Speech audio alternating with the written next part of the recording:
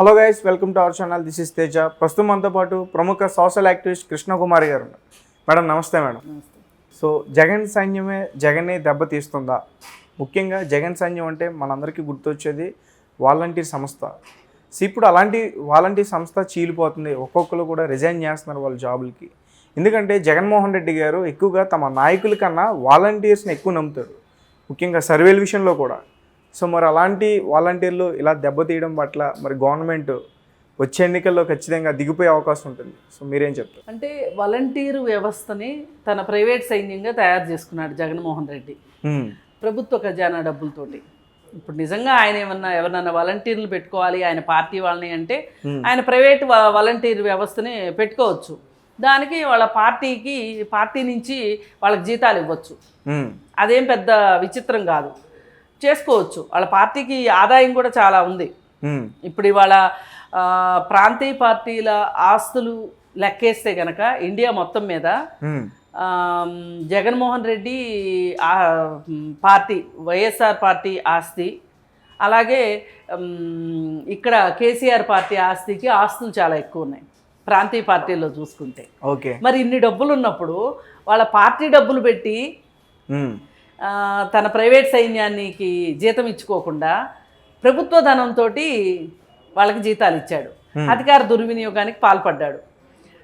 పైగా వాళ్ళని అపాయింట్ చేసుకునేటప్పుడు కూడా సేవకులుగా పెట్టాడు. అవును, మరి వాలంటీర్ అంటేనే సేవకులు అని కదా అర్థం. అవును, వాళ్ళే చెప్తున్నారు మేము జగనన్న సేవకులు అని చెప్తున్నారు. అసలు ఎక్కడా కూడా రాజ్యాంగంలో ఇది ఇమ్మడదు ఈ పదం. ఇప్పుడు వాళ్ళు వాలంటీరు అన్నప్పుడు అసలు వాలంటీర్కి ప్రభుత్వం ఎందుకు జీతం ఇవ్వాలి అనేదే వస్తుంది. అయితే ఏదేమైనా ఆయనకి మోడీ అండదండలు ఉన్నాయి కాబట్టి ఆయన ఆడింది ఆట పాడింది పాటగా ఉంది. అయితే ఇప్పుడు వాళ్ళు ఎందుకు ఇంత తిరుగుబాటు చేస్తున్నారు, ఎందుకు వాళ్ళందరూ రిజైన్ చేస్తున్నారు అనేది కనుక ఆలోచిస్తే, ఇప్పుడు పోస్ట్ గ్రాడ్యుయేషన్ చేసిన వాళ్ళు ఉన్నారు, ఇంజనీర్లు ఉన్నారు, ఇలా రకరకాల చదువులు ఉన్నారు, చదువులు తక్కువ ఉన్న వాళ్ళు కూడా ఉన్నారు. అయితే వాళ్ళందరికీ ఒక ఎంఏ చదివిన కుర్రాడికి, ఒక ఇంజనీరింగ్ చదివిన కుర్రాడికి 5,000 జీతం ఇచ్చి వాళ్ళ చేత ఈ రేషన్ సరుకులు మోపించడం ఎంతవరకు కరెక్టు, వాళ్ళకి పెన్షన్లు ఇంటింటికి తీసుకెళ్లి పెన్షన్లు ఇప్పించడం ఎంతవరకు కరెక్ట్ అని చాలామంది మాట్లాడుతున్నారు. కొంతమంది డిప్రెషన్లో కూడా వెళ్ళా. అసలు మేము ఇలాంటి ఉద్యోగాన్ని ఆప్షన్ తీసుకుంది అంటే ఇప్పుడు 5 ఏళ్ల కాలం ఇంత చిన్న ఉద్యోగానికి పనిచేస్తున్నారు అని అంటే వాళ్ళ చదువుకి సంబంధించి వేరే ఉద్యోగంలోకి, వాళ్ళ చదువుకు సంబంధించిన ఉద్యోగంలోకి వెళ్ళుంటే వాళ్ళ సీనియారిటీని పోగొట్టుకున్నట్టేగా, వాళ్ళు ఆ నైపుణ్యాలను కోల్పోయినట్టేగా. ఈ పనులు చేయడానికి ఇంత చదువుకోక్కర్లేదు కదా. కానీ వాళ్ళు ఏంటంటే ఇవేవో పర్మనెంట్ అవుతాయి అనే ఉద్దేశంతో ఆ భ్రమలతోటి పాపం చేరారు. 5 సంవత్సరాలు అయినా వాళ్ళ పర్మనెంట్ చేయలేదు. ఇప్పుడు వాళ్ళకి తత్వం బోధపడిపోయింది. ఏంటి ఇంత మోసం చేశాడు మనని జగన్మోహన్ రెడ్డి, ఇంత సొంతానికి వాడుకున్నాడే మనని ఆయన స్వార్థానికి అని బాధ ఒక పక్కన ఉంటే, ఇంకొక పక్క ఈ 5,000 రూపాయలు సరిపోక ఈ వాలంటీర్లు ఎన్ని మోసాలు చేస్తున్నారో, ఎన్ని నేరాలు చేస్తున్నారో కూడా చాలా చోట్ల రిపోర్ట్ అవుతుంది. అంటే సాక్షాత్తు వీళ్ళు హత్యలు చేయడానికి కూడా వెనకాడట్లేదు. కొంతమంది ఎవరైనా వృద్ధులు ఉన్నారనుకోండి, వాళ్ళ ఇళ్లలోకి వెళ్ళి వాళ్ళ ఇంటికి వెళ్ళగలిగే అవకాశం ఉంటుంది కదా, ఆ అవకాశాన్ని వాళ్ళు వినియోగించుకొని ఒక 2 చోట్ల హత్యలు చేసినట్టు కూడా వచ్చింది. అలాగే కొన్ని అత్యాచార ఘటనలు కూడా వచ్చినాయి. అంటే ఏ ఇంట్లో అమ్మాయి ఉంటది లైంగికంగా వేధించినవి కూడా వచ్చినాయి. అలాగే ఈ చదువుకుంటున్న అమ్మాయిలకి బాయ్ ఫ్రెండ్స్ ఎవరైనా ఉన్నారా అని ఆరాధీసి వాళ్ళని బ్లాక్మెయిల్ చేసిన సందర్భాలు కూడా చూసాం. అలాగే మనీ సర్క్యులేషన్ స్కీమ్స్, అలాగే రియల్ ఎస్టేట్ ఏజెంట్లు అవతారం ఎత్తటం, అంటే ఇటు ఈ ఉద్యోగం చేస్తూనే అటు వేరే అన్ని రకాలుగా నేరాలకి మోసాలకి పాల్పడినట్లుగా మనకి కనపడుతుంది. కానీ పాపం నేరం నాది కాదు ఆకలిది అన్నట్లు 5,000 రూపాయలతోటి వాళ్ళ కుటుంబాన్ని వాళ్ళు ఎట్లా పోషించుకుంటారు? అసలు 5,000 రూపాయలకి ఉద్యోగం ఇచ్చిన జగన్మోహన్ రెడ్డిని అనాలి. దీనికి ఈ నేరాలన్నిటికీ ఆయనే బాధ్యుడు. సరే, వీళ్ళందరికీ ఏంటంటే కొన్ని సంవత్సరాలు పోయేసరికి తత్వం బోధపడి వీళ్ళు మానేస్తున్నారు. అయితే వీళ్ళు మానేయడం వల్ల, ఈ సేవలు కుంటుపడటం వల్ల ప్రభుత్వ ప్రతిష్టకి ఏమన్నా దెబ్బ తగిలి ఈ ప్రభుత్వం సరిగా పనిచేయట్లేదు అని రేపు పొద్దున ఓటర్లు ఏమన్నా ఓట్లు వేయడం ఆపేస్తారా, దానివల్ల ఆయన గెలుపు అవకాశాలు దెబ్బతినే అవకాశం ఉందా అని ఆలోచిస్తున్నారు చాలామంది. ఉండొచ్చు, ఉండకుండా అయితే ఏం ఉండదు, ఎంతో కొంత నష్టం అయితే ఉంటుంది. ఆయన ఓడిపోవడానికి, నిజంగా ఓడిపోవడానికి ఇది ఒక్కటే కారణం అనడానికి లేదు. 1,00,000 ఉన్నాయి ఆయన ఓడిపోవటానికి. ఇప్పుడు ఈవేళ నేను ఇందాకే ఒక వీడియో చూసా, సిపిఐ నారాయణ గారు ఒక వీడియో చేసి పెట్టారు సోషల్ మీడియాలో.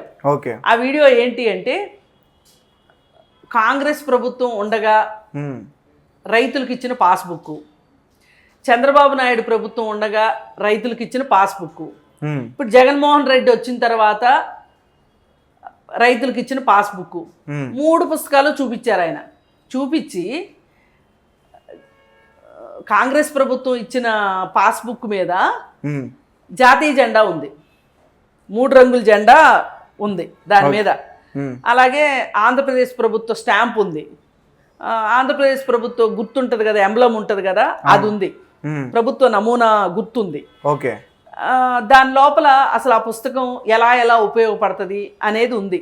అది పూర్తిగా రైతుకు సంబంధించింది, ఫలానా ఆస్తికి సంబంధించింది. ఆ ఆస్తిని బ్యాంకులో కుదవ పెట్టుకోవచ్చు, రేపొద్దున రిజిస్ట్రేషన్ అప్పుడు ఇదే లింక్ డాక్యుమెంట్గా ఉపయోగపడుతుంది. ఇలా రకరకాలుగా క్లాజులన్నీ దాంట్లో ఉన్నాయి. ఒక రైతుకి పూర్తి హక్కుని ఇచ్చే విధంగా పాస్బుక్ ఉంది. ఏది కాంగ్రెస్ వాళ్ళు ఇచ్చింది. తర్వాత చంద్రబాబు నాయుడు ఇచ్చిన పాస్బుక్, నూతనంగా 2014లో ఏర్పడిన ప్రభుత్వం ఇచ్చిన పుస్తకం పూర్తిగా గ్రీన్ కలర్లో ఉంది. అంటే వ్యవసాయం అంటే గ్రీన్ కలర్లో ఉంటుంది కాబట్టి ఆకుపచ్చ రంగులో ఆ పుస్తకం ఉంది. దాని మీద కూడా ఏంటి, ఆంధ్రప్రదేశ్ ప్రభుత్వ ముద్ర ఉంది. ఓకే, దానిలో కూడా ఏంటి, ఈ పుస్తకం ఎక్కడెక్కడ ఉపయోగపడుతుంది అంటే పూర్తి హక్కులు మీకు ఉన్నాయి అని చెప్పే పుస్తకం అన్నమాట అది. ఓకే, ఇప్పుడు మన ఆధార్ కార్డు ఉంది, ఆధార్ కార్డుని ఏమంటున్నాము, గుర్తింపు కార్డు అంటున్నాం, అంతే కదా. దానిలో ఒక గుర్తింపు సంఖ్య ఉంది, ఆ సంఖ్యను బట్టి ఆ నెంబర్ కొడితే ఏమొస్తాయి, మన డీటెయిల్స్ అన్నీ వస్తాయి. మన కంటి పాపల దగ్గర నుంచి, ఐరిస్ దగ్గర నుంచి, వేళ్ళ ముద్రల దగ్గర నుంచి, వేలి ముద్రల దగ్గర నుంచి అన్నీ వచ్చేసేస్తాయి. అంటే ఆ ఆధార్ కార్డులో ఉన్న మనిషి నువ్వు ఒకళ్ళే అనేది సుస్పష్టం అయ్యేటట్లు ఉంది. మరి ఆ పాస్బుక్లు కూడా అట్లాగే ఉన్నాయి. అప్పుడు ఆ 2 పాస్బుక్లు మీరు బ్యాంకులో తనఖా పెట్టుకోవచ్చు, అమ్ముకునేటప్పుడు ఇది రిజిస్ట్రేషన్ ఆఫీస్లో ఉపయోగపడుతుంది, ఇలా రకరకాలుగా ఇచ్చున్నారు.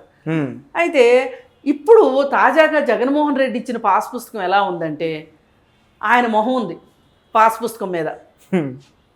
పైగా ఇది మీరు కుదువ పెట్టుకుంటానికి కానీ, బ్యాంకుల్లో రిజిస్ట్రేషన్ సమయంలో కానీ ఈ పుస్తకం ఉపయోగపడదని రాస్తుంది దాంట్లో. పైగా అదేంటి మేడం, అదే కదా. మరి ఆ మాత్రానికి అసలు ఇప్పుడు కొత్త పాస్ పుస్తకం వేయాల్సిన అవసరం ఏంటి? దానిలో నీ మొహం వేసుకుంటుంది దేనికి? ఇది ఒక ఎలక్షన్ ప్రచారం కాక ఏంటి? ఇప్పుడు ఈ పుస్తకాలు ముద్రించడానికి ఎన్ని కోట్లు ఖర్చు అయింది ప్రభుత్వ ధనం? ఓకే, ఇది కదా నిగ్గదీసి అడగాలి. రేపు పొద్దున ప్రజలు అడుగుతారు, అడగకుండా ఏముండరు. అంటే మామూలుగా అలాంటి పుస్తకాలను కూడా బ్యాంక్ లో పెట్టి రైతులు కొంతమంది లోన్ కూడా తెచ్చుకుంటారు. లోన్కు ఉపయోగపడదంట. లోన్కు ఉపయోగపడిన కాడికి అసలు ఆ పుస్తకం ఎందుకు వేసావు నువ్వు? ఆ పాత పుస్తకమే ఉండేది, పాత పుస్తకమే ఇచ్చుకునేవాళ్ళు బ్యాంకులో. అసలు ఇప్పుడు పుస్తకాలు వేయాల్సిన అవసరం ఏంది? అసలు నీ మొహం వేసుకోవాల్సిన అవసరం ఏంటి? అసలు నువ్వెవరు, నీ మొహం ఎందుకు చూడాలి? ఆంధ్రప్రదేశ్ ప్రజలుగా ఆంధ్రప్రదేశ్ గుర్తింపు మనకు ఒక గుర్తుంది. 1956లో వచ్చింది మనకు ఆ గుర్తు. ఆంధ్రప్రదేశ్ రాష్ట్ర గుర్తింపు అంటే పూర్ణ కలశంతో ఉండే ఒక గుర్తు. ఆ గుర్తు అప్పటి నుంచి ఇప్పటిదాకా ఆంధ్రప్రదేశ్ ప్రభుత్వ గుర్తు అది. అది ఉంది. ప్రభుత్వాలు మారినా కానీ అదే కంటిన్యూగా వచ్చింది. అది అంతే ఉంటుంది. ఎవరు మారినా, కాంగ్రెస్ మారినా, తెలుగుదేశం వచ్చినా, లేకపోతే ఇంకోటి వచ్చినా ఎవరు వచ్చినా మన ప్రభుత్వ సీల్ ఉంటది కదండి. ఆ సీలు గవర్నమెంట్ సీలు పూర్ణకుంభంతో ఉంటది. రాష్ట్రం విడిపోయిన తర్వాత కూడా మనకు అదే గుర్తు కంటిన్యూ అయింది. ఆంధ్రప్రదేశ్కి, తెలంగాణకు మట్టుకు వరంగల్ ఆర్చ్ ఉంటుంది కదా, ఆర్చ్ తోటి తెలంగాణ సింబల్ ఉంది.